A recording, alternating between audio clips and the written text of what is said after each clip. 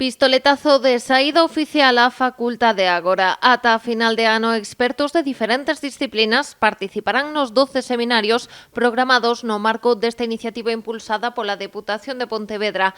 O obxectivo, conseguir a transformación dos espazos públicos poñendo no centro as persoas. Que o espírito da Facultade de Agua, o espírito da Facultade é contribuir á formación do espacio público conceptualizado como un dereito da cidadanía, pero cunha ollada plural, cunha ollada multidisciplinar de expertos desde distintas titulacións, de distinta formación, que nos poidan aportar ideas, que se poida xenerar tamén unha batería de ideas. Nesta Facultade Ágora, a Deputación condensa a súa filosofía por mudar o modelo de mobilidade da provincia polo que apostaron hai xa 6 anos, un coñecemento que tamén queren seguir ampliando. Creo que non hai ningún espacio en toda Galicia, en todo o Estado español, tan potente de reflexión, de proposta e de dinamización do cambio, da transformación que se precisa. Participando homes e mulleres para ese cambio, para esa transformación,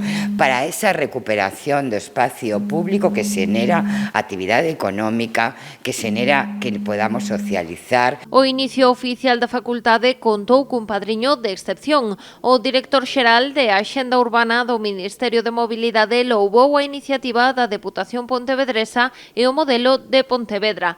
Para Iñaki Carnicero, esta é unha oportunidade de estender a aposta pola calidade urbana a todo o Estado.